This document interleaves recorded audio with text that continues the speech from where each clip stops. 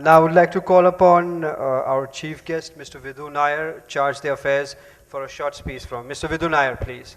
Mr. Manshauddin, judges, parents, teachers, and my dear children. Well, I think this evening has been replete with speeches and debates. I'm certainly not going to be one among those brilliant students who've invigorated us by their excellent performance. I hope none of you have any doubts about whether the modern education system has to be continued or not, having heard both sides. Well, first of all, let me congratulate Indian Muslims Welfare Association for organizing such a unique educational meet. Normally in such meets, what we happen to see is more of counseling, career counseling.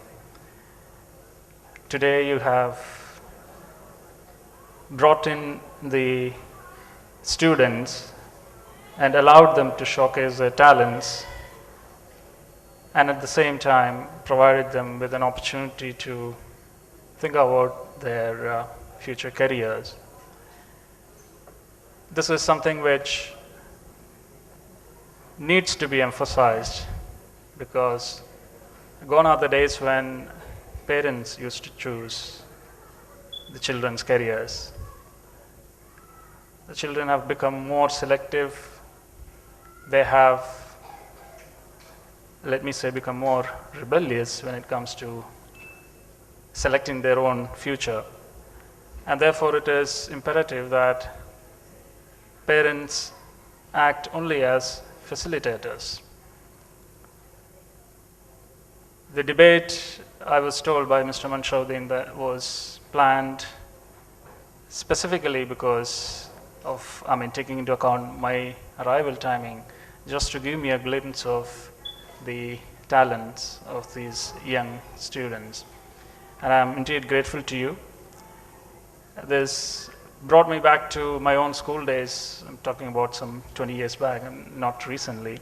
When I, as a student, like many of them, used to aspire for a better future, for which I had probably no other option but to concentrate on studies.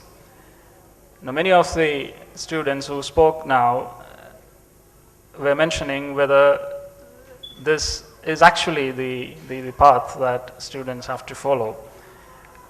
The current education system, I'm no expert in debating over whether it is to be continued or to be altered, but it is a fact that many parents and students as well think education as a mere path to get a high earning profession. It's actually not so, and as rightly pointed out by many contestants, it's nothing but a way to become a good citizen, a citizen with heart, which I'm afraid many in our society are forgetting or conveniently trying to forget. Well, this is not a debate competition, and I'm certainly not here to enlighten you on the pros and cons of the education system, but just thought of sharing my own views on that. I'm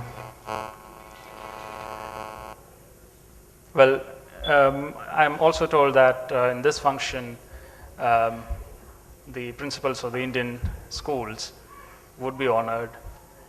Just thought I would mention a line about them.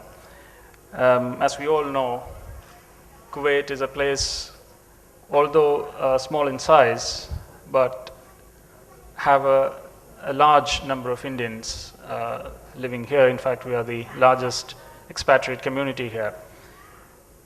Over a period of time, the educational needs of the community has increased manifold. The avenues of education is getting limited. It is not in line with the growth of the community. We have currently, I believe, around 19 Indian schools, and the size of the population is well over 6 lakh. So that speaks volumes for the deficit. In this aspect, the Indian schools are doing a commendable job by accommodating the needs of the Indian community to such an extent that the community doesn't feel neglected in terms of quality education. So I congratulate the Indian Muslim Welfare Association for choosing to honor the Indian school principals, who are truly the torchbearers of our Indian education system. I wish Indian Muslim Welfare Association all success in its future endeavors, and in particular all activities related to education, because this is one aspect that I personally believe is a bit neglected by many Indian associations, and I think that IMWA has shown the other Indian associations also to not just concentrate on the socio-cultural activities, which of course are important, but education is one aspect which every Indian association has to focus from now on. Thank you very much.